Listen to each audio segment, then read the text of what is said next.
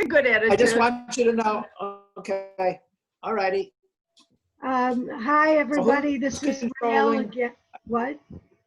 Hi, Ronell. It's Richard. Is that Richard? Are you sure you're Richard? I'm sure. And I'm Nancy. You look beautiful. There you are. That's Nancy Attardo. Thank you. It's nice to see you both today. It's a mouthful. Hi, Nancy. Richard. Hi, Richard. Sloan. You look great. So do you. Now we have Rochester, New York, and we've got Long Island, which I don't remember which part, north or south, but you're in Long Island now. Massapequa.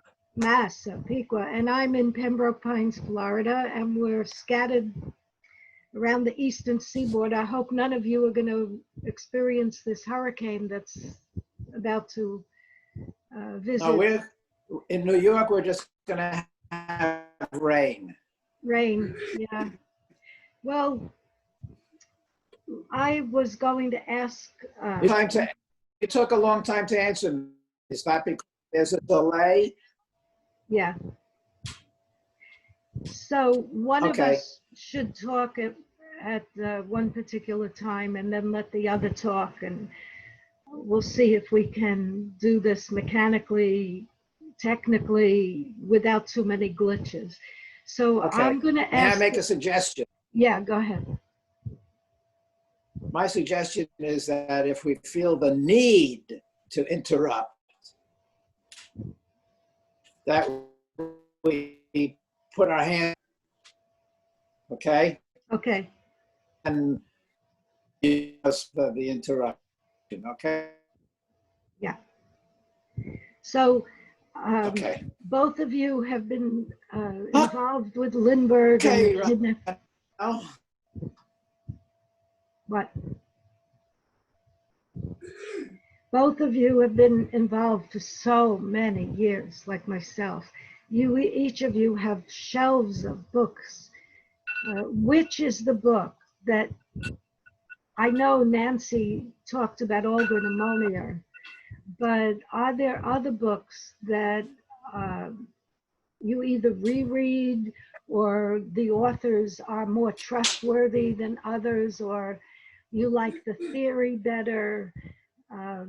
Because some of the authors have written novels, and because I'm writing a book, I have driven myself crazy over the years, wondering if I shouldn't turn my book into a novel.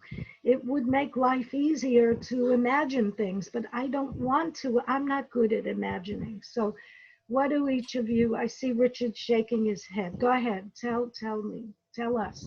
I think it's a big mistake to transpose your book to a novel, because in a novel, the reader doesn't know what is truth, what is fact, what is speculation, what is fabrication.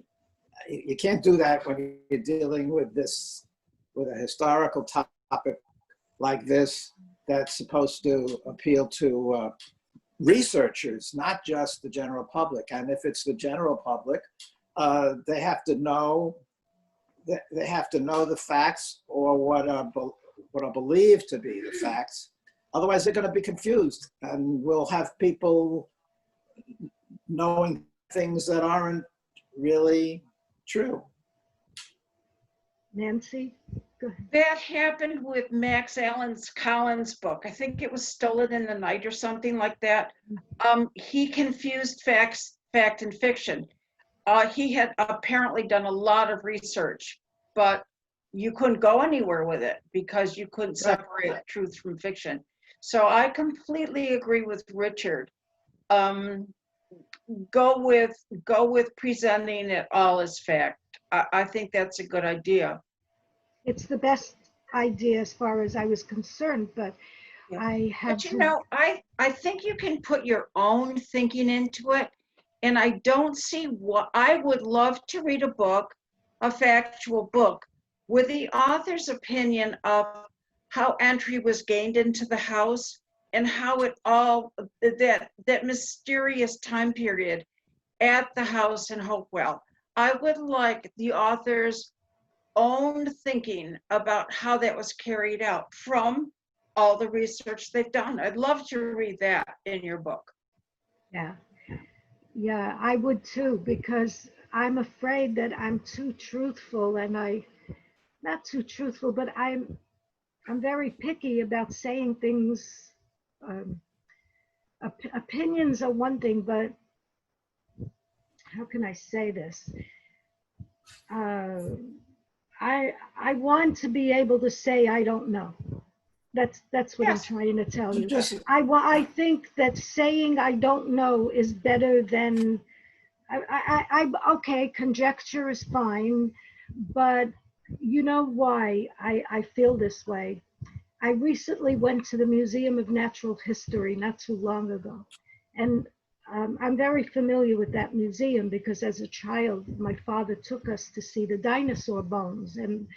But this time, as an adult, having read a lot of science books, I was bowled over by all the little signs describing the bones of each dinosaur, because the curators were saying, we don't know what color skin this dinosaur had. We don't know. Every placard said, we don't know. And oh my God, I said to myself, every child that comes here is now going to want to be an archaeologist. What do you call the dinosaur people? Not archaeologists, but okay, dinosaur hunters. anthropologists? No, anthro is people. The people who hunt for dinosaur bones are not anthropologists, but I guess they find. But you understand what I'm A saying? paleontologist. Thank you. So Thank I you. got the idea that I was so impressed with a museum of that stature, to be able to say honestly, we don't know, enticing other people who are basically going to grow up and want to be, involved in this, that the lore, I'm afraid maybe we're hooking people onto, that's how we all got hooked, isn't it? Somebody said, Exactly. we don't know, and we got it. What do you think? So, Well, I wasn't attracted to it by the I don't know, but no, I was hooked on the I don't know. well, I understand you, Richard, went to find a book on Lincoln and it wasn't there, and the next book on the shelf was Lindbergh, because they are alphabetically related. Right. LINC and LIND. Yeah, Is that George a true- Waller's book with the red cover hit me between the eyes, and I said, what is this? And I took it home and I read it, not knowing anything about the case, not a thing. And it turns out, number one, it was part of the story took place in the Bronx. Ah. And number two, addresses in italics were given for Dr. John F. Condon's address and Bruno Richard Hauptmann's address. And I said, whoa, though, a 5-minute drive from here. That was mind-boggling. And I got in my car immediately over to Hauptmann's house. It took me 5 minutes to find it. And that's what really started to get me hooked, because I wanted to know the story in greater detail. Richard, I have a question. Was the Lincoln book that you were looking for on the shelf? I wasn't really looking for a particular Lincoln book.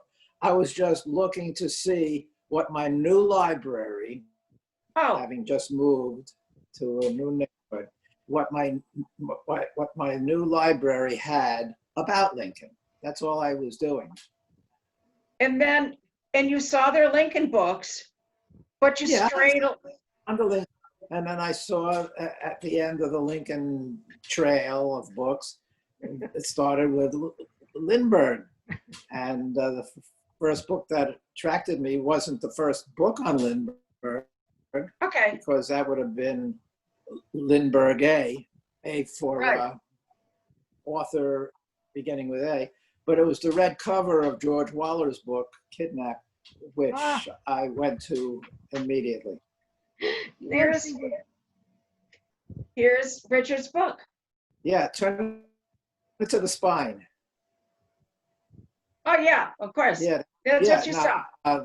you know, isn't that a great grabber to see a book Perfect. like that? That was a great idea to Yeah. in red.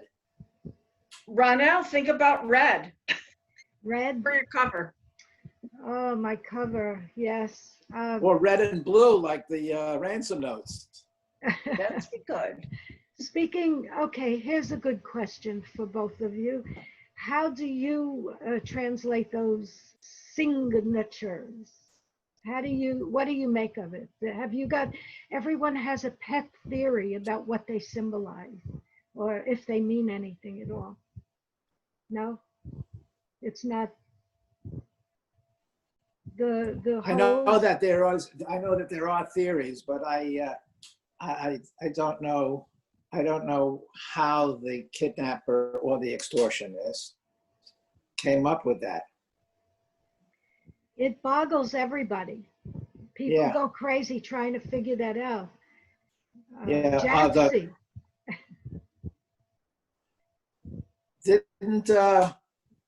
Didn't one of the people working for the prosecution theorize that?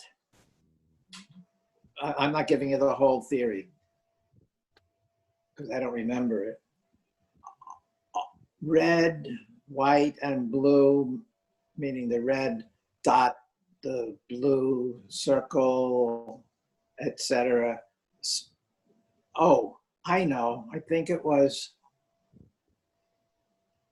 Bruno Richard is B for blue, R for red, and H for holes. Yes. Oh my God, you have a good memory. Yes. What a Yeah. silly. Yeah. So silly. So he was signing it with his initials. Oh my God, I forgot who said that. One of I the don't know. I don't remember. Do you, Nancy? No, I don't remember. No, but that's it's almost funny, isn't it? Isn't it? Yes, it is. Yeah. The human mind can make up. That's what I don't have. I don't have an imagination for writing novels. Yeah. So, what were you going to say, Nancy, about the signature? Anything for you?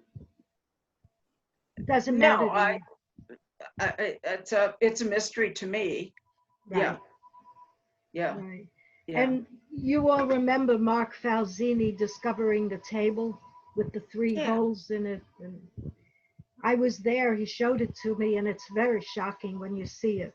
Is it? He put the ransom notes in line with that piece of wood, and they match up perfectly. Every single ransom note was punched with whatever the tool was. All the ransom notes are identically punched in the same place. So they used the tool of some kind. Yeah. Why would they? May I Yeah. speak? Yeah. A table would have to be taken apart. The top would have to be taken off Right. in order to reveal that part of the table. Right. Why would anybody want to go to the bother of doing that unless they anticipated that there would be a number of notes written Right. and use that as a template all at once for maybe 20 pieces of paper and then close the table. But why was that necessary? Why couldn't he just have punched holes in the paper with a pencil? Why did he have to go to the bother of doing that? And why did he have to go to the bother of lining every piece of paper up so that the holes matched? Who would care? Would anybody have thought, oh, these are from the same writer because the holes match? Well, Maybe, but why would that have been an issue? because, The handwriting was identical. well, maybe they didn't want copycat ransom notes. I don't know. I think we're putting ourselves in the extortionist's head and overthinking it. Could be. Could be. Where Actually, did, go ahead. Ronell, where did Mark Falzini come up with the table concept? Do you know? The museum has storage rooms in which there were boxes, crates, large crates. I never saw the crates. I've seen pictures of it, but these crates are so old. They've been in the storage room, and Mark went and found the crates, and he opened them up, and inside were many things, like I think Hauptmann's shoes were in there. Anna Hauptmann and Richard Hauptmann's shoes, because, you know, they took the yeah. shoes. And I believe the board was found in there because that board is from the 1940s. A man living in New Jersey was repairing his table, and he took it apart to repair it. He turned the table upside down and saw writing on the bottom of his table, the underside of the table, and he took it apart, and there was a German poem signed NSDAP, Nazi Socialist Arbeiter Party, you know, Sure. the Nazi party. Right. And the person writing it claimed that he killed the baby and that the money was buried in Summit, New Jersey, the rest of the money that had never been found. There's a picture of it. I have a question for you. I'm sorry, just let me say, on my website, I have a photograph because I went to New Jersey, took pictures of it, and Mark showed me how they lined up. And I even have a movie clip of him showing that to me. So I have to put these things up on my website, but there is a translation. Siglinda translated the German, and it's up there on my website, and it's a partial song. It's the words from an old German song about Hamburg, and the song is quoted on this table, written in pencil, and that's all we know. We don't know anything more. If you have a metal detector, you could go to Summit, New Jersey, and look to dig up the treasure. Yes.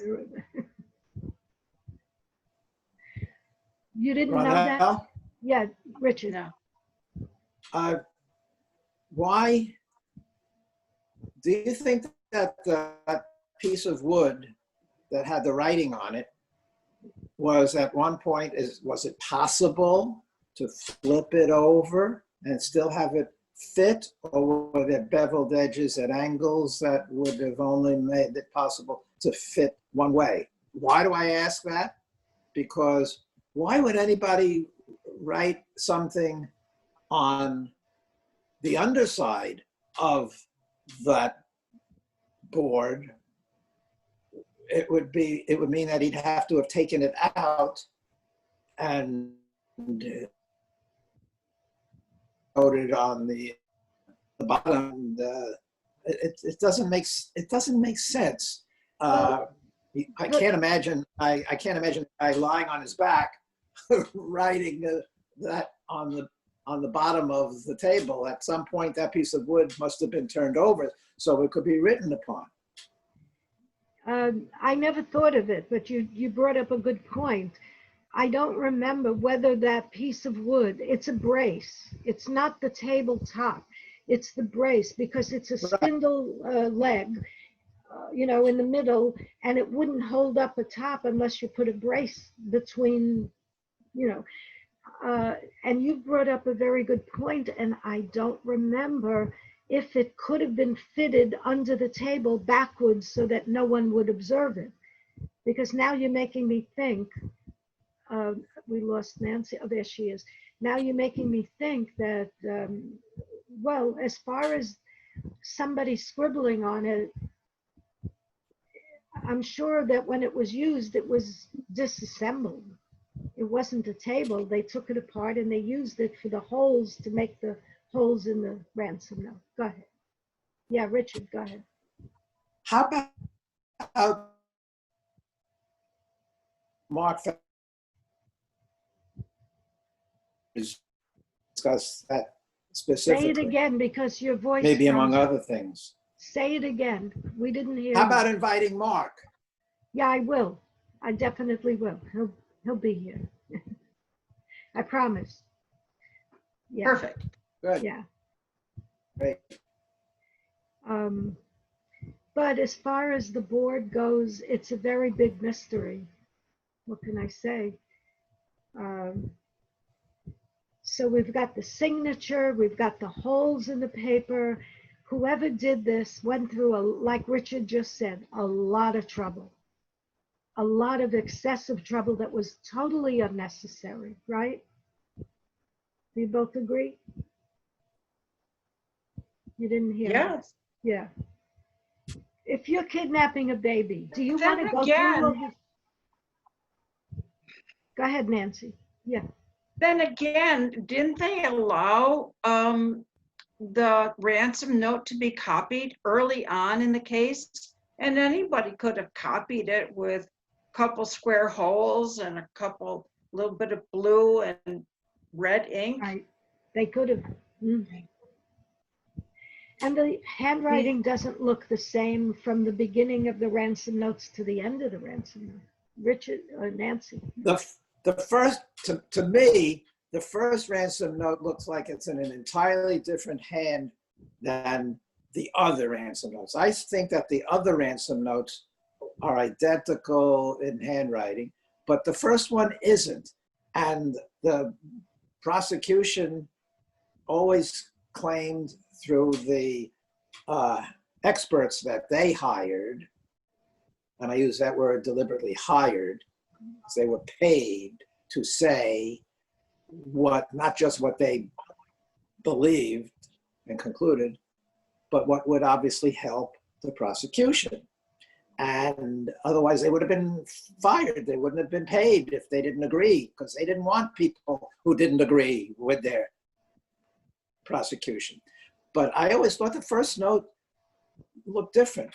Why did the handwriting on the first note look different if it was written by the same person? Which leads to my question of, was there a second person involved? Or was the first note from a kidnapper and the other notes, keeping in mind what Nancy just said, and were the rest of the notes written by an entirely different person, an extortionist who had nothing to do with the case, but had access to the signature by virtue of, as Nancy said, somebody else, which would have been the mob. Right, Nancy? That's right. Yeah. Do you know, it was interesting. A couple of years ago, I purchased a book of it was just letters from people to one another, and they were copied. The letters of the hand, they weren't transcribed into word processed letters, okay? So they were photocopies of letters. I came to one and I gasped because I said to myself, how did they get one of my mother's letters? It was my mother's writing in this 300-page book. And then all of a sudden I realized that my mom, going to school in the late 1920s, early 30s, learned the Palmer method. Everyone wrote in the Palmer method. And these were students who were told back then in the late 20s and 30s, do it exactly or else. And so, no, it wasn't my mother's letter, only someone was writing Palmer method at that point. Huh. And I thought, so let's say it was Hauptmann, okay, who wrote the ransom note, the first one, found in the baby's room. How many other people did he learn a system of writing in Germany as a kid? And would everybody else in Germany his same age have written it same way? Mm-hmm. Mm-hmm. Yeah. I don't know about the two of you, but Characteristics. I was taught to write. We called it penmanship. Remember? Yeah, Are you sure. old enough to Yeah. remember that word? I don't think any young person knows the word penmanship today. They're not taught how to. I don't think so. But yes, that's a great story. You thought it was your mother's handwriting, your Oh, mother's yes, writing. I was absolutely stunned when I saw something obviously was published. It was very odd. Yeah. So I don't know. I don't know what the handwriting method was for Hauptmann back in those days, or for a German person. What were they all writing in that same way? Did they Do have a? you know that you all know, we both know he was arrested on September 19th, right? Do you know what the date of his mugshot was? September 21. I just noticed it the other day. His mugshot is September 21. That means for 2 days, they Oh, kept him, they beat him up, his eye is swollen, yeah, and right. they kept him writing and writing. He never went to sleep for 2 days. And they told him how to spell things, and they told him what to write, and they tormented him. So is it strange that his handwriting looked like the letters they Yeah, they changed? told him. We read that. Yes, he was told to misspell words. They told him how to write the words. Yes, he was brutalized there for those days. And Richard's point about the witnesses, each side, the prosecution and the defense, they hire experts. They're supposed to cancel each other out. One side says, yes, this is the guilty letter, and the other side says, no, this isn't the guilty letter. And the jury, this, I'm speaking from what I know of today's jurors, this, they're meant to cancel out the good and the bad of each side. And nobody pays attention to them perhaps anymore because everyone's aware of what Richard said. They're hired people. And the Osbornes, we know, are, I would love to find that documented somewhere. They originally said no, that this handwriting was not compatible with Richard. Yeah, go ahead, Richard. It's interesting that the Osborne son said that certain notes didn't look like they matched Hauptmann's handwriting. And then the father came out and said that they do, at which point the son said, yeah, Dad, they do. There you go.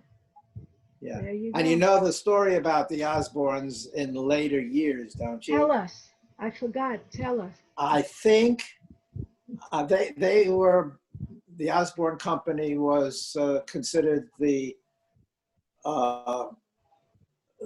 best professional expert on handwriting. And in later years, in the 1980s, Richard Irving was his name, came up Yeah. with Howard Hawks' notes for an autobiography he was going to write, and he hired Clifford Irving. That was his name. He hired Clifford Irving Yeah. to write his biography, and Irving took notes and got a hold of Howard Hawks's writings, and he showed it to Howard Hughes. Howard Hughes, yes, and he showed these notes in Howard Hughes' handwriting to McGraw-Hill to prove that he was in fact in touch with Howard Hughes, and that his work was authentic. And the Osborns looked at the notes and compared them with other known samples of Howard Hughes' handwriting, said these notes that Clifford Irving has match the handwriting of Howard Hughes. Right. And so McGraw-Hill gave him a tremendous advance for his book. Well, when Howard Hughes decided that this was enough, he was going to come out of hiding. He was like a hermit, and have a press conference to say that this is not so, and he never met Clifford Irving. It showed that the Osborns had made a mistake. They had, it undermined their reputation. That's an amazing story. Oh, you should watch the movie. They made a great movie. I forgot the actor who plays Clifford Irving. I think the movie is called The Hoax, something like that. It's a great story, Nancy, isn't it? Yeah. Wow. Yeah. That's the Osborns, the people who said that Hauptmann wrote those letters. Doesn't mean that Hauptmann didn't write those letters. True. It just means that they were just as valuable or their testimony was just as valuable or valueless as the defense handwriting experts. Right. Right. Exactly. So both of you think that Hauptmann was involved, right?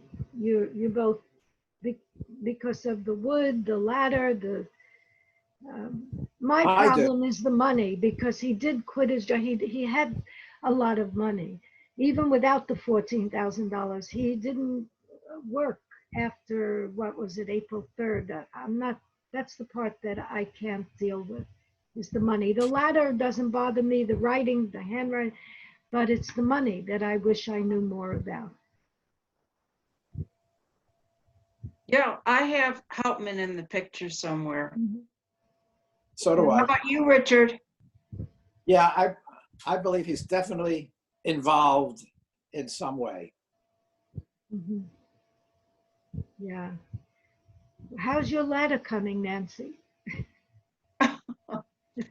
We'll see. It hasn't been started yet, but it'll be on its way. Yeah, I'll be getting my ladder from my collection. Yeah.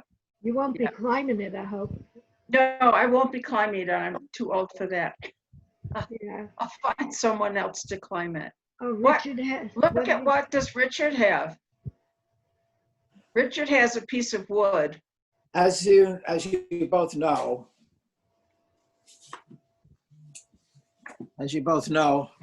I was in Hauptmann's attic, but I didn't see anything because the attic was cluttered, full of junk. But I was there with two of my friends, and they took a picture of me. Oh my God. Oh, Richard. Oh my goodness.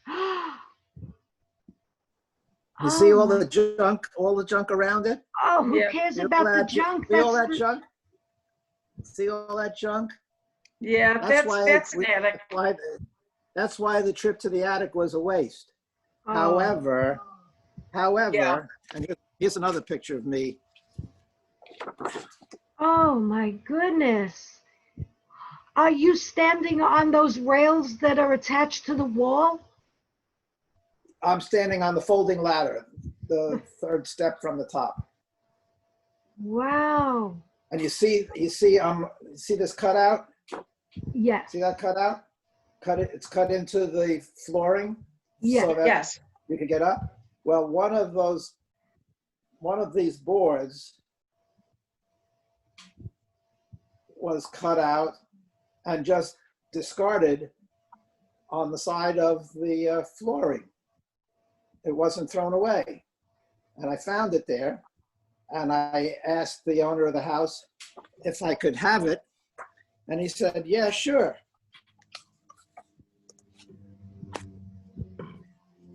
Oh my God, get out of here. Are you kidding? No, no, hold it vertical. Vertical, turn it. Somebody stained it. Why is it dark wood? No, that's not stained. That is the actual color of the wood. It's not stained. It's not the stain. This is one side is this color, and the other side that was on the bottom didn't see the light of day. That was the way that color looked. And oh my goodness. these, these circles Right. of a different piece of wood were used to compare with the rail of the ladder. But this is an actual piece of wood from Hauptmann's attic. And it's tongue and groove. Show us the tongue and groove part. That's the groove. yeah, I don't.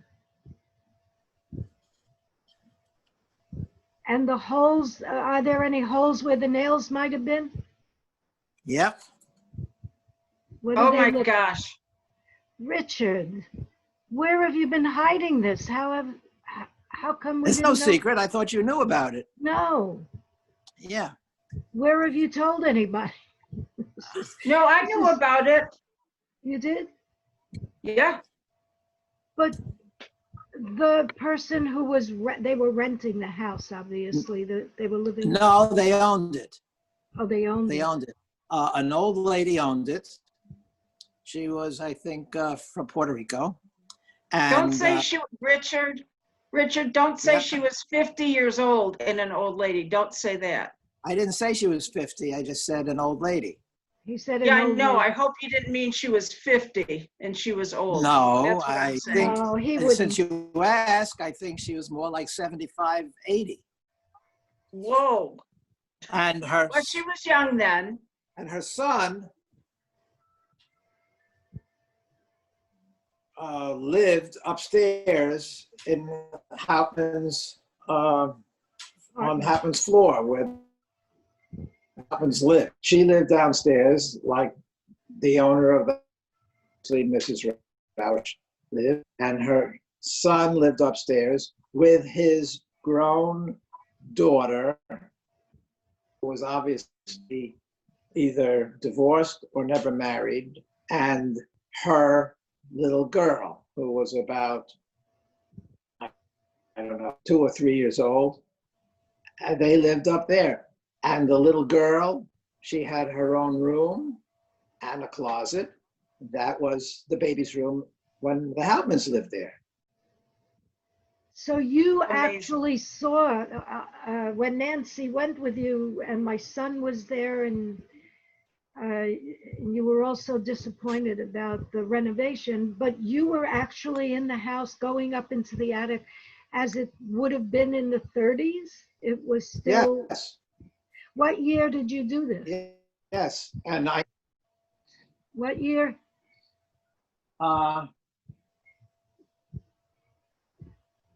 I don't remember. I thought I had written the date on the bottom of on the other underside of the wood, but apparently I didn't, or it faded. I don't remember. The 90s? Was it the 90s? Yeah, early 90s. Yeah. I That went with is Steve amazing. Romeo and a friend, another friend, Art Klein. And you climbed up the same way that Governor Hoffman did, or that lot? I don't No. remember them talking about a folding. That folding staircase that pulls down was a more recent addition to the house. Right. Originally, to get into the attic, you had to go up into the linen closet, and there was a false ceiling there. You could just push up and then get yourself into the attic. How would you do that?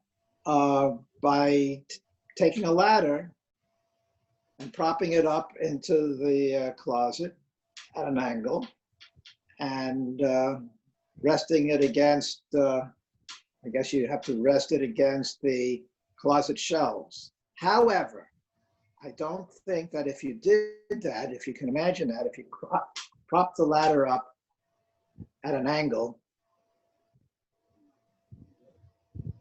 it would be propped up against the top shelf, not the wall, the top shelf.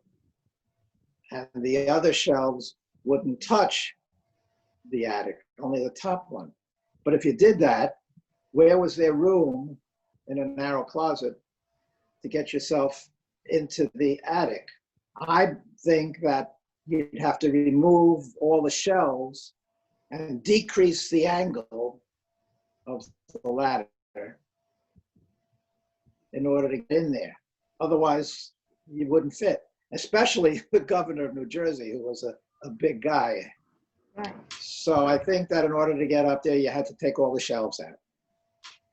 Does this make sense to build a ladder this way? He had a garage across the way. Nancy, what were you Well, who about to knows how say? often he went into the attic? He may never needed to go into the attic, but he knew how to get in there. But it does, I know what you're saying in a way. He'd have to climb up there to get the wood, and then he'd have to saw it off, and then he'd have to turn it around so that he could put it down lengthwise into the main floor and kick it so that it wasn't there to block him from getting down. You'd have to kick it out, make sure it fell on the ground. Nancy, what were you about to say? Well, I didn't know about this complicated entrance to the attic. I didn't know about it till now. And Oh, I'm thinking if the shelves had to be removed, everything had to be taken off the shelves that was stored on those shelves in the Right. linen closet. They Right. weren't there for nothing. People would have stored things on them, or yeah, Anna would have stored something on them. Yeah, it makes it more difficult to believe that one piece of wood came from the attic, one piece of wood. Okay, I'm understanding more. Thank you, Richard. but still with Richard's explanation, he still believes that the ladder wood came from the, do you, The Richard? one rail, What? the one rail. But after what you just told us, you still believe that he went up there, took everything off the shelves. He had a garage across the street with tons of lumber. Why would he this is why when Kelvin did his explanation, it's hard for me to go beyond my rational thinking of what Nancy just said. That's what a woman thinks of. Oh, you folded all the sheets, all the pillowcases, and you're going to now take everything out, take the shelves out, and go up there for one piece of wood? No. There must be a more rational or a better explanation for the wood. A better explanation. My explanation, Lindbergh built the ladder. Hauptmann had nothing to do with any ladder, anytime, anywhere. Lindbergh built that ladder as far as I'm concerned. First of all, the rungs are so far apart, Lindbergh would have been comfortable with that, not Richard Hauptmann. He said he was a carpenter. What Richard just, Richard Hauptmann and Richard Sloan, what Richard Sloan just said is a view of being in the attic in the present day and explaining how difficult, and still Richard, after explaining how difficult it was, you still want to believe that he went up there, got the piece of wood, sawed it. He had to go up with a saw and saw the wood and then bring it down and then put it. Where was he building this ladder anyway? Where? Where did he have the rest of the ladder? In the kitchen? Where was he building it? Go ahead. In the garage. In the garage. So why didn't he go in the In garage his and get the wood from the garage? Because he didn't have a piece long enough in the garage. He was Okay. he was one piece. Follow this logic. Okay. Yeah. Go ahead. For some reason, maybe it broke as he was constructing a ladder, and he needed one more piece, and he didn't have it long enough. So, is he going to go to a lumber yard and buy a piece I don't know. and leave a paper trail? Leave a trail where somebody would say in the lumber yard, yes, that's the man I sold a piece of wood to. I recognize him. No, he wasn't going to do that and leave any trail. But he left the So trail in he his had attic. to go to his attic to get it. But he because left the didn't trail want in his to attic. leave a paper trail. He didn't want to leave any witnesses who could identify him. But I think Richard that's Haupt- logic. Right, but Richard Hauptmann made that point to Governor Hoffman when he visited him. He asked Governor Hoffman, why would I take a piece of wood from my attic to leave a trace of myself in the ladder? That he brought that up himself to Governor Hoffman. Yes, I think he was.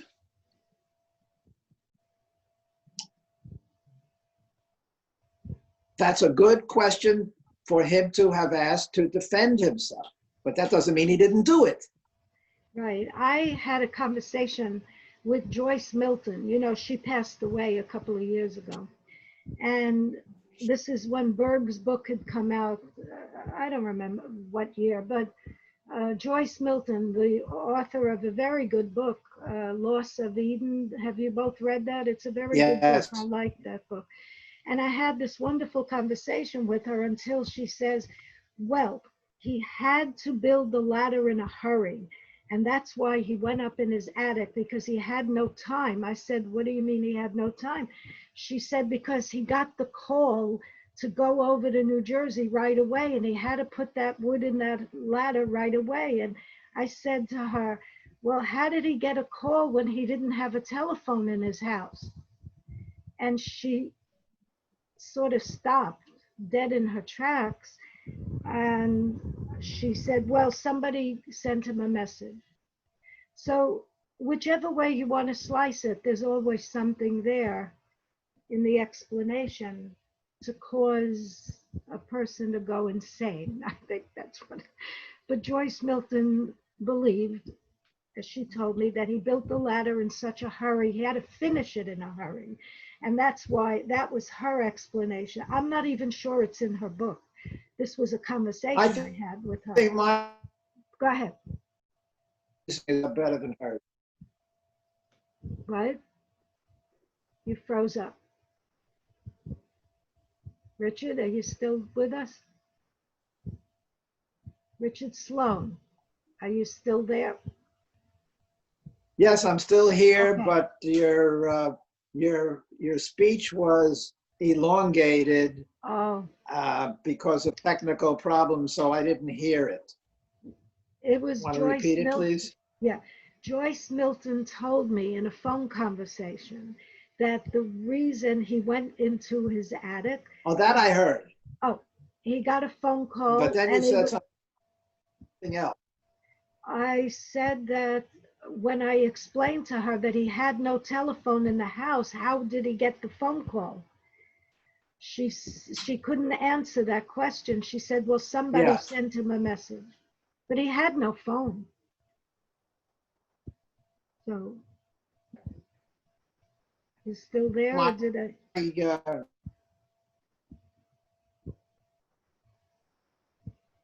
Hello?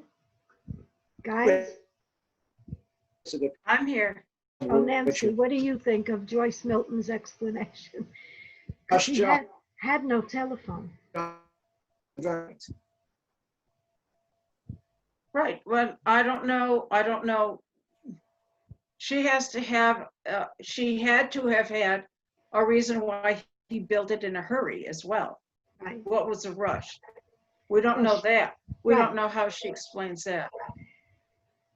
Well, she just said that But, you know, I'm not sure she delved a whole lot into the kidnapping herself. You know, in order to write a biography of the Lindberghs, include both Charles and Anne and the kidnapping, that would be more than a lifetime of work, wouldn't it?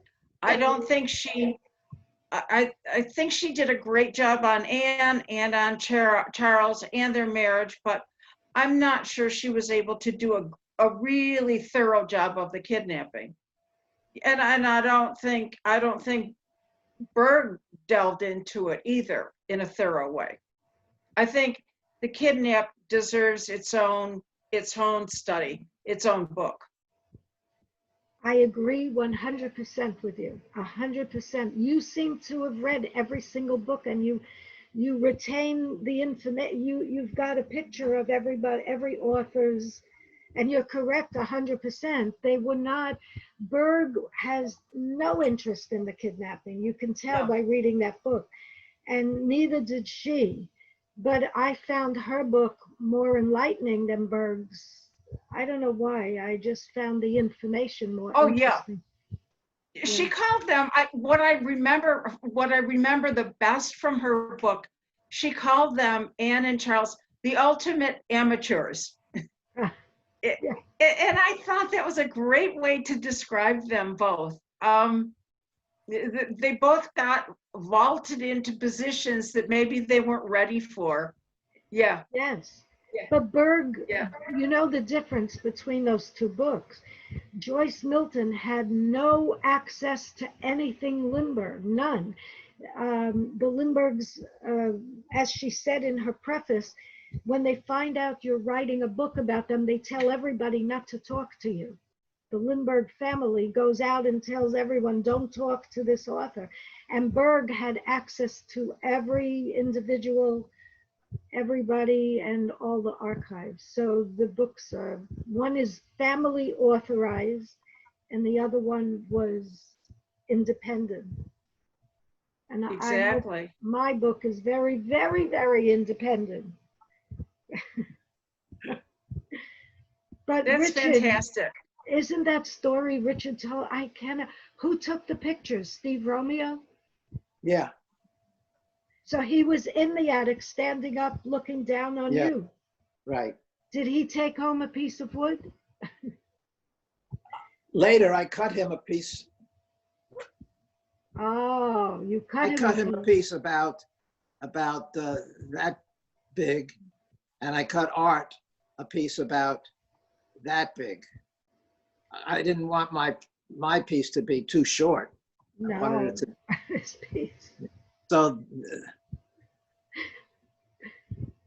And you made a plaque for it. Yep. Amazing. That's awesome. It is. It is. Now, if only so you I could have. I have a piece of wood from Bruno's attic, and I have a piece of wood from Condon's house, as I told you last time. The post. I have the left-hand post of the staircase to his porch, and John Howard has the one on the right side. Well, is it true that the police tore the wallpaper off the walls in his house to look for the money? I read that someplace. You know, after the baby was found dead, they started putting pressure. No, maybe it was after Hauptmann was caught. They started beating up Jafsie and pressuring him, and they went in and tore the wallpaper off the walls, thinking he had plastered the ransom money in there. I never heard that. You mean Yeah. Condon's Yeah. house? Right. Huh. Huh. So maybe people were looking for the money like they look treasure hunting. I don't know. Well, I know they dug around. He had a house in on City Island, and I think I read that the police dug around his house on City Island looking for money. And by the way, I don't know if you've ever seen this picture.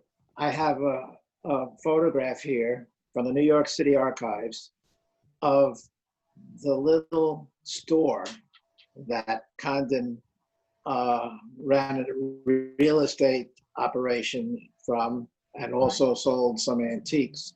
Right. And here it is. Yeah. Yep. And you can't see it from here, but it says real estate. So it was taken during Condon's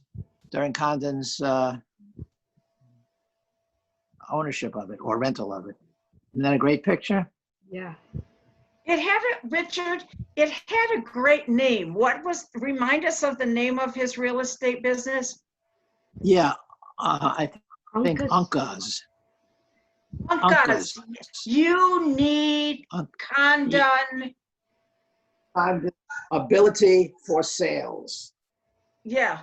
Uncas. And Yes. Uncas was the name of an Indian tribe. Oh. The last of the Mohicans, John Fenimore Cooper, Right. JFC. That's where he got. Yeah.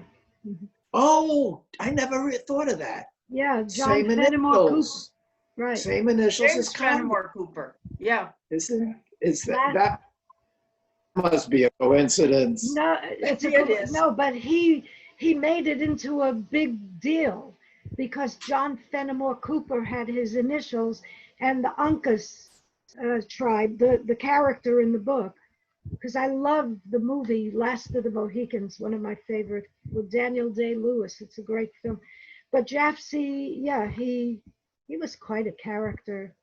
That's another big puzzle mystery, is whether or not you think Jafsie was evil or was he a good guy? What was he doing? And I throw my hands up because you don't.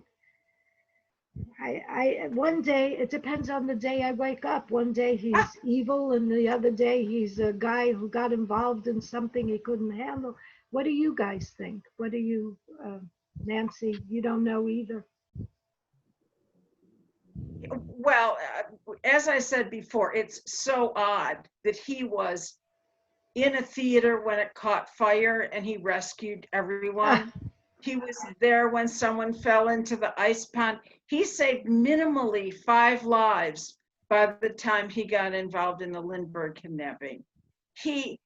It's way, I mean, if you want to talk about a fish story, Condon makes me wonder. I don't trust that guy. I don't trust that guy at all. No, and even, come on, let's go further. The Lindberghs letting him sleep in the baby's room after the kidnapping, is that weird or what? Yeah. Yeah. You know, obviously, what keeps us all going is that there are more questions than there are answers, aren't there? Absolutely. Yeah. That's why we're so fascinated with the case. That's why other people are too. Now, I'll add a little bit here that I'll tell you both that I've told you that all of a sudden Sam, my husband, said the other day, you know, I really believe, out of the blue, he sits there in the living room and says, you know, I think John Knoll had something to do with this case. Okay. So now I've gone back to reading Cemetery John. Page 1, he talks about his father coming across the True magazine back in 1993. Okay. So after I read that, in chapter 1, I said, well, let me see. I must have purchased that somehow on eBay. Maybe I can even find it in my closet. And I found it. Now, this is kind of what you were saying, Ronelle, about waking up every morning and then the case takes a different turn. Mhm. This magazine talks about Violet Sharp's involvement in the crime. And, you can't say just because Violet died, she's out of the picture. And we just say she was so upset she took her life. We have to think about this more thoroughly. Violet Sharp. Mhm. She's another huge question mark. This was a George Waller story in the True magazine in 1993. He has Violet Sharp involved in giving information about the baby since she worked at Englewood.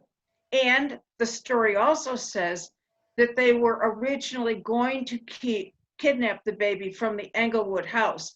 And that's why the ladder was the length it was to reach the baby's room in Englewood. It wasn't meant for Hopewell House. Mhm. That's another theory. Yes. Yeah. This has this story, which I sent both of you in the mail today.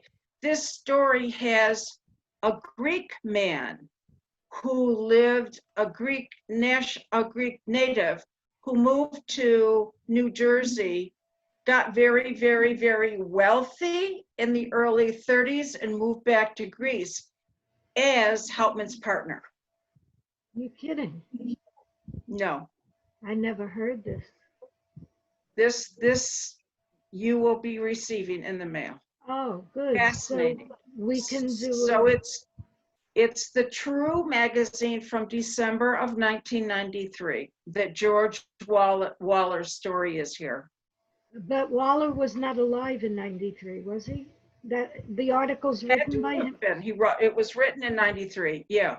by Waller, who wrote the book earlier in the, oh, Who wrote Kidnap? Yes. so in Yeah. Kidnap, he didn't believe Hauptmann was guilty, or he did? No, he didn't. I haven't read Kidnap in years and years. I don't even know his theory anymore. Yeah. Yeah. But I know his latest. Yeah. Uh-huh. Wow, he must be quite old to be writing in the 90s when he wrote the book. He was alive at the time of the kidnap. 1961 is the copyright Oh. date for Kidnap. Oh, yeah. 61. Yeah. So Scaduto was actually the first one to question the trial in a book. I think he was. Yeah. Yeah.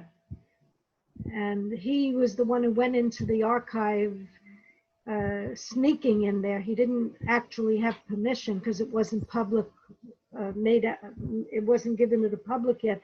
And he discovered the chisel. Something about the chisel was wrong. The evidence was wrong. I don't remember. Yes, I remember that now. Yes, wrong size, wasn't it? Yes, Yeah. yes, the wrong side.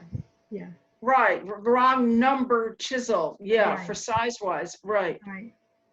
But Richard, If yeah. if we are all lucky enough to go to heaven after our demises, Mhm. will everything become known to all of us? Is I that don't what know heaven is all about?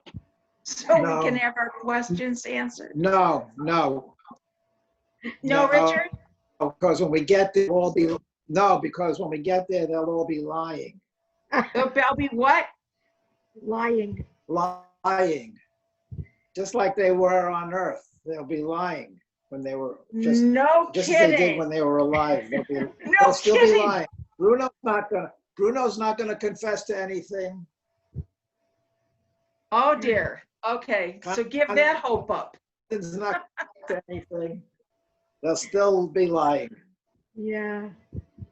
It's heartbreaking to think that that somebody went to an electric chair, was killed by society, by the government, when nobody we're asking questions for what, 80 years now. And I think he had enormous courage. Who? Richard Hauptmann. I think he had enormous courage to go, well, because I think he was innocent. That's why I think he had. I mean, but actually he never confessed. If you believe in his guilt, he was offered so much money to tell his story. He could have protected his wife. I think it was $75,000 he was offered, Ronell. I mean, imagine in 1935. Right. Right. Yeah. Huge amount of money. However, yes. If he was involved in it,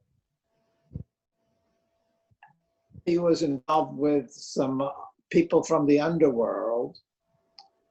His wife's life and his child's life were in danger. That's the other argument. Yes. No amount of money could have saved them. Manfred was a little boy at the time. He didn't want to have anything happen to Anna or Manfred. You've got it exactly, Richard. Speaking of Manfred, where is the fellow? Why doesn't he speak? He could alleviate so much of our, our questions. He could alleviate our worries, our claims. Because he had enough growing up of his mother's crusade, and he wanted to get on with his own life, and he didn't want to have anything to do with it. It was like an impediment. It was like an appendage. That's what it was. It was like an appendage. He had to cut himself off from it and say he had to get on with his life. And he told his mother, "Mom, forget it. You tried, get on with your life." And she refused to. And who knows whether or not he got along well with his mother because of this. Who knows? He may have wanted to distance himself from her. But he's alive and supposedly well, living in Pennsylvania. And I have a friend who has a friend who lives near him, and she has his address. But I'm certainly not going to ask for the address. I don't want to bother him. What value is there to getting in touch with him? No value whatsoever. It will just annoy him. And there's is nothing there to anything be gained. What, Nancy? Nothing to be gained. He doesn't know anything. He was right. Only a little toddler. He knows less about the case than we know. I think basically. You're right. Yeah, nothing to be gained except to tell this horrible story of his loss of his father. Yeah, and his, like Richard said, he probably was tired of his mother. On and on and on and on. The dad was, her husband was dead, his dad was dead. You couldn't bring him back, so let's not go into it. There was no sense. Right. Well, what do you think about this question? You know how the state of New Jersey has refused to do any DNA of the ransom envelopes, of the, even when others have offered to pay for the testing, and it won't cost the taxpayers of New Jersey 1 cent. What do you think of my idea that they're stonewalling everybody because they will, if it turns out that there was a mistake made and Hauptmann was innocent, they will owe his son a lot of money. And his son is in his 80s and may die And after the death, maybe we can have it tested. In other words, Manfred is the only living relative of Richard Hauptmann that we know of. And after his death, nobody can sue anymore, I think. Well, we don't know if he married and has children. Yeah, but she would, no, he has no children. No, How do you know that? I don't know how I know that actually, but he has no children. I forgot his wife's name. They're listed on the ancestry.com or somewhere on Google. I've been doing this for 20 years. I don't remember where I know this from. He has no children. He lives in Lancaster, Pennsylvania, Amish country, and he doesn't come forward. But after his death, I think it'll be easier to get Well, New Jersey. I think that that the state of New Jersey doesn't want to become embroiled in this. They don't want to be party to that. They want to just, if you want to prove that, folks, do it yourselves. Well, they're the ones with the don't involve envelope. us. We can't do it ourselves. We would. I know, but I mean, I think their point is the state of New Jersey is not going to take sides. If we lend ourselves to DNA, we're becoming embroiled in it, and they don't want to. Right, They just don't want because his son is still alive and can bring a lawsuit for his mother. His mother tried to do it, and you know what happened there. Walentz's son was on the Supreme Court, and they never heard the case. But they're all dead, and the only way that there can be any sense of truth, search for truth, is by the state of New Jersey. They hold those envelopes, and somebody licked those envelopes. The one in the nursery room, which I had in my hand, the envelope is still sealed. Somebody licked that flap, and it's still licked, and it's still there. If it were tested with DNA, it's a long story. You could read it on my website. Well, maybe I could get this started. How? Because I bought from, I'll tell you, I bought from eBay a piece of Charles Lindbergh's hair. The baby? Which Charles? No, Charles, the Daddy. father.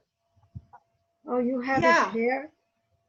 Oh. Yes, Oh my God. I think that How could did be, how did somebody have his hair? well, he got his hair cut places, but this could be Nancy Attardo's Lindbergh eBay hoax purchase. But next time we're together, I'll show it to you in its frame with its little frame around it. Yes. Does that beat Was your there any board? provenance? The provenance. What's the provenance? Do you want to give me a half a minute? You go chat. I'll get it.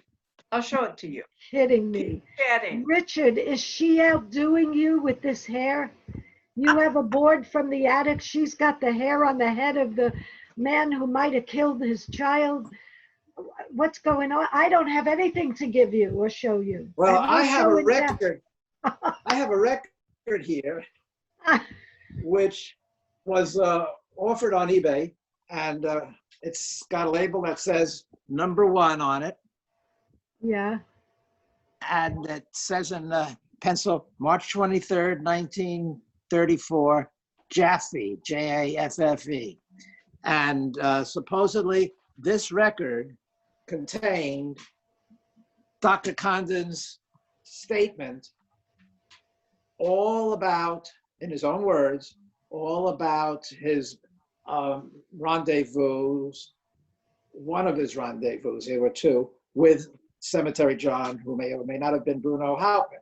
And he wrote it down in longhand in the office of the FBI. And then he read it into a microphone.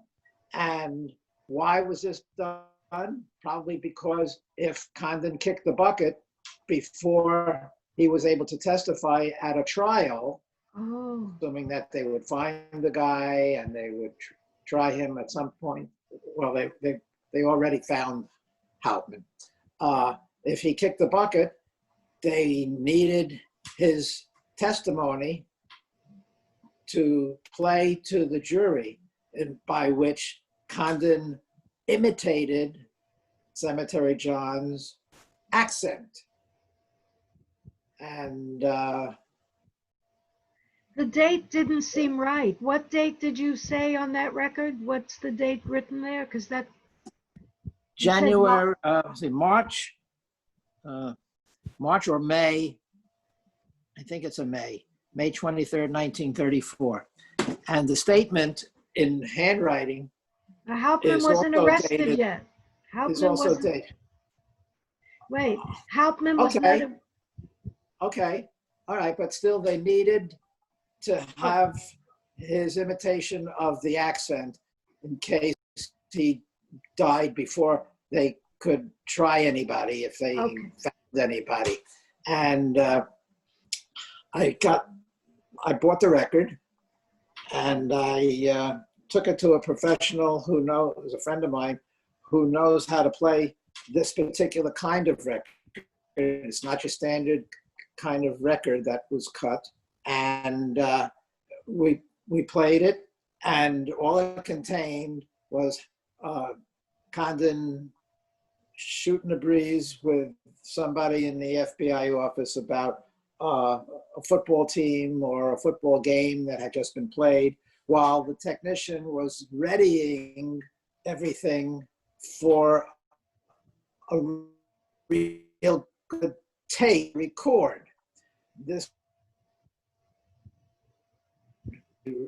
record just to make sure the equipment was working right. And all you can hear is, as I said, Condon shooting a breeze and off mic. He wasn't even on mic. He wasn't sitting at the table where the microphone was prepared for him to make this recording. So that's when I said, whoa. So number one is the test. Number two is the real thing. We know that number because there's a snippet of it on a documentary that's about 1970s. And so I'm still wondering where number two is, if it's in the FBI, and I haven't been able to find out.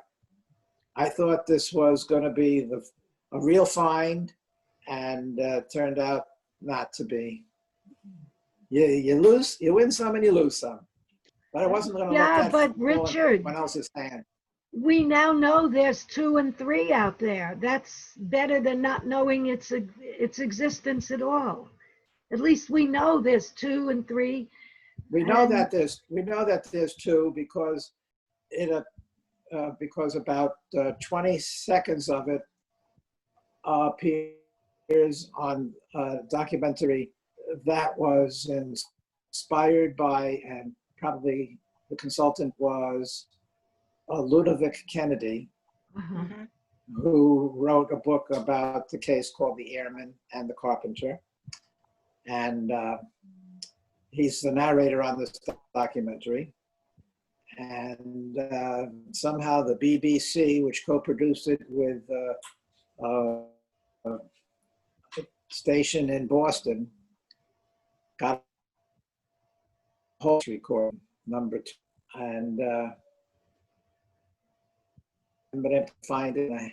I asked Kennedy before he died if he knew where the heck they hold of it, and he said he doesn't know. And I wrote to the BBC, and by that time, nobody on their staff was still with them or still around. And then I found one of the producers on Facebook. Her background that you see on the left column of her Facebook page gave me a sense that she was, in her earlier years, a producer on such a show. She could have been. Her credentials seem to fit. And I messaged her, and I wanted to ask her if she knew. She never responded to my message. And Sue Crowder, her name. I could try her again. I remember. See how that name stays in my head. Sue Crowder. Well, did you try I'll Mark? tell a story. I'll message her again. I found number one. I told Mark Falzini the story about the record. I had him as anxious to see if he's the one that supplied me with the script that was either in Condon's or that Condon dictated to somebody. I don't remember the handwriting on it. He sent me a photostat of it, and I compared it with the snippet that was on the documentary, and it matched word for word for those 20 seconds. Although 10 seconds of it was taken out of context, and another 10 seconds was put before it so that they told more of the story in 20 seconds, proper sequence. So they tampered with it. But those 2 seconds, 10, 15, actually exactly script. So What'd you find, Nancy? Well, here it is. Oh, Nancy. Oh my. Where? Yes. Right in there is our link. Charles Lindbergh's here. Certificate of Authority. Description. Charles Lindbergh. Comments. It is authentic. Is that in the gold? Isn't that a little snippet in the gold frame? Yes. Is that what that is?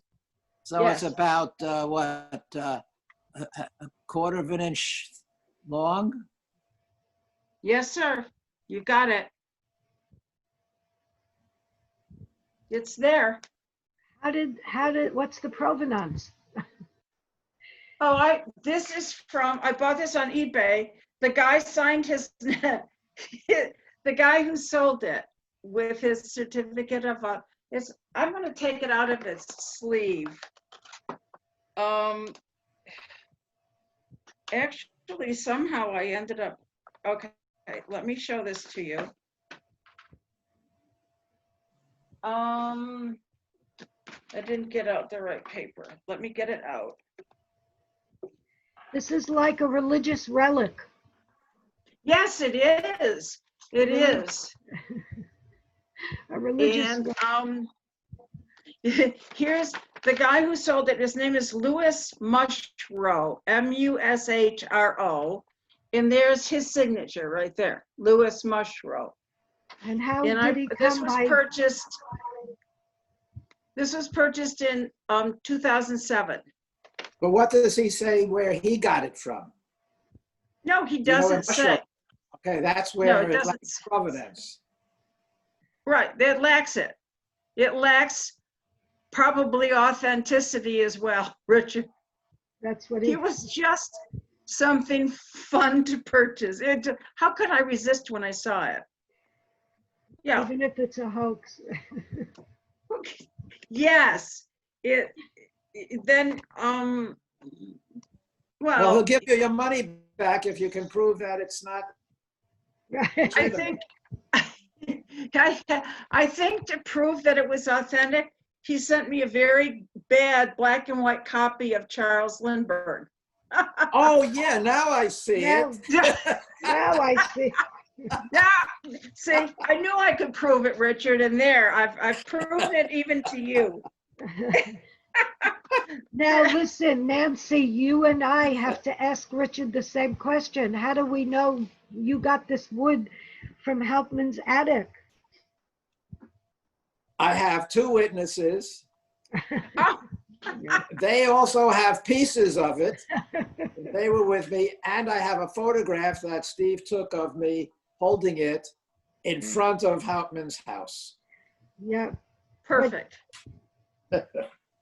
You know, Perfect. I have often gone to Home Depot and walked through the lumber department, and I just did it the other day. I take pictures of all the lumber, and I think I'm going to match with a pencil. I'm going to take this picture and make lines like they did at Hauptmann's trial, because this, to me, this is so ridiculous, matching wood from the guy, Curler, he claims he followed the wood all the way to the Bronx. I don't know. This is so ridiculous. The whole thing is amazing. And anyway, what should we talk about before saying goodbye? Because the hurricane has not arrived. Is there another Are you all topic? ready for it? No, no. I don't see the black sky. I don't see the wind. I'm okay. We're okay. Okay, be safe. All right, Yeah. what do you think about the, can I do a little show and tell as a form Absolutely. of a question? Yeah. What do you think about the writing on the molding inside the baby's room of Hauptmann's apartment that had the house number of Dr. Condon and a portion of his telephone number? Yeah. Do you think that that was a plant, or do you think that Hauptmann Hauptmann didn't wrote have it? a And the reason that I telephone. want to know is Yeah. because of Hauptmann's response. Hauptmann's response? Yeah, he said he wrote it. Yeah, I see where you're going with that. Well, like Nancy was talking about the Palmer method of teaching penmanship, Hauptmann didn't know which way was up, and the handwriting looked like, I don't know, he might have been fablunged, you know, when they beat you up every night and they keep the But wouldn't he lights have on. known? Wouldn't he have known whether he wrote that or not? Well, He would have known. he knew the handwriting looked like his, and to argue See, that he didn't say, I don't know. What do you think, if Nancy? he was guilty of that on, he would have said, that ain't my handwriting. That's a fake. If he was guilty, he would have said that. He would not have admitted it. And if he was innocent, he would have said the same thing. But why did he say, well, the numbers, I may have a couple of these switched. The numbers look like my handwriting, but not the letters. This is what we're talking about. Yeah. Why would he say that it looks like mine? It could have been mine. I could have been interested in the case and wrote that information down. Why would he even go there? Why? That's a big puzzlement to me. Yeah. And here's the district attorney showing that. That's a great photo. Yeah. And here is the closet from which it came. It would have been it was on this inside molding. This is the outside picture. It would have been inside right here. That's where the writing would have been. Yeah. And here I am. Richard. Here I am showing that closet, and I have my unseen arm and hand inside the closet, which didn't have a light, had no light in it, and it No. was crowded. You couldn't, you could barely get in there to write it. So that in my case, in mine. Makes no sense. That's right, makes no sense. It doesn't make sense for it to be there. It doesn't make sense for Hauptmann to be Right. puzzled over how he might have scribbled it. You know, let's remember he was being beaten and tormented in the cell. The lights were kept on, never shut off. You know what happens to me if I don't get a good night's But sleep? this was that. What? Well, but this was not revealed. This was not discovered, and this was not presented to Hauptmann until his extortion hearing. It wasn't right after he was beaten. This No, was no. on the day.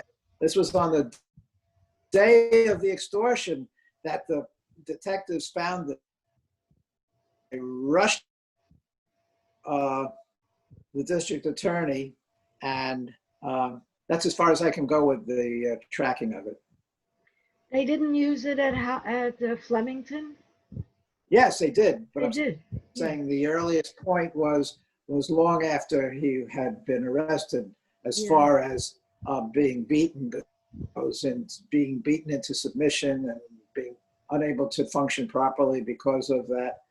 This was after he had already recuperated from being knocked around, and was finally able to get some sleep. Yeah, I don't know. I'm going to look into that more because that's interesting. His response is strange, but Yeah. you know, the handwriting drives me crazy because, like Nancy was correctly explaining, when we raised in school with penmanship, much of our handwriting looks the same to one another, especially the handwriting samples drive me crazy. Those photographs where they take one letter of one word and put it next to one letter of another word from the ransom note. We don't know how those letters were manipulated, the slant. This drives me crazy. I agree with you there. Right. The snippets, everything was arranged in a way to show that he was the writer Right. of the ransom notes. Right. But you know, there is a letter he wrote to his mother, the handwriting of which is